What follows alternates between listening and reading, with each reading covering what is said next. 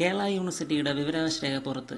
UGC അംഗീകാരമില്ലാത്ത കോഴ്സുകൾക്ക് തുല്യത നൽകി കേരള സർവകലാശാല. 2015-16, 2016-17 അക്കാഡമിക് ഇയറിലാണ് തുല്യത നൽകി വരുന്നത് കേരള സർവകലാശാല. ടെറിട്ടോറിയൽ ഡ്യൂറസെഷൻ പാലിക്കാതെയാണ് കേരള സർവകലാശാല തുല്യത നൽകി വരുന്നത്.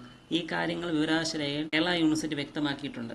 സർവകലാശാല പറയുന്നത് 2015-2016 വർഷങ്ങളിലെ ഭാരതീയർ സർവകലാശാല ഉൾപ്പെടെ വിദൂര വിദ്യാഭ്യാസം വഴിയുള്ള പ്രോഗ്രാമുകൾക്ക് നിലവിലുള്ള ഉത്തരവുകളുടെ അടിസ്ഥാനത്തിൽ യോഗ്യതാ സർട്ടിഫിക്കറ്റുകൾ നൽകി വന്നിരുന്നു. പ്രസ്തുത വിഷയം നിലവിൽ അക്കാഡമിക് കൗൺസിലിന്റെ പരിഗണനയിലാണ്. അതിന്മേൽ അന്തിമ തീരുമാനം കൈക്കൊണ്ടിട്ടില്ല. കേരളത്തിലെ പുറത്തുള്ള യൂണിവേഴ്സിറ്റികളിൽ നിന്ന് വിദൂര വിദ്യാഭ്യാസം വഴി കരസ്ഥമാക്കിയ കോഴ്സുകൾക്ക് 2015-2016 വർഷം UGC ഡിസ്റ്റൻസ് എഡ്യൂക്കേഷൻ ബ്യൂറോയുടെ അംഗീകാരവും അധികാരപരിധിയും പരിശോധിച്ച് തന്നെ ആണോ തുല്യത നൽകുന്നതെന്ന് വ്യക്തമാക്കേണ്ടതുണ്ട്.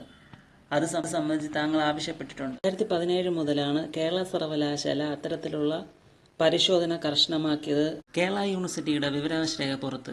UGC അംഗീകാരമില്ലാത്ത കോഴ്സുകൾക്ക് തുല്യത നൽകി കേരള സർവകലാശാല. 2015-16, 2016-17 അക്കാഡമിക് ഇയറിലാണ് തുല്യത നൽകി വരുന്നത് കേരള സർവകലാശാല. ടെറിട്ടോറിയൽ ഡ്യൂറസെഷൻ പാലിക്കാതെയാണ് കേരള സർവകലാശാല തുല്യത നൽകി വരുന്നത്. ഈ കാര്യങ്ങൾ വിവരാവകാശ രേഖയിൽ കേരള യൂണിവേഴ്സിറ്റി വ്യക്തമാക്കിയിട്ടുണ്ട്.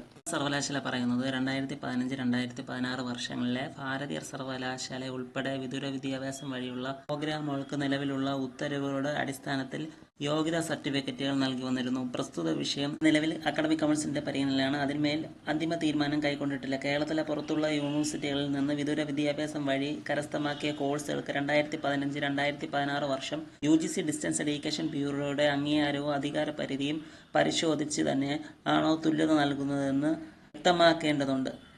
അത് സംബന്ധിച്ച് താങ്കൾ ആവശ്യപ്പെട്ടിട്ടുണ്ട്. 2017 മുതലാണ് കേരള സർവകലാശാല അത്തരത്തിലുള്ള പരിശോധന കർശനമാക്കിയത്.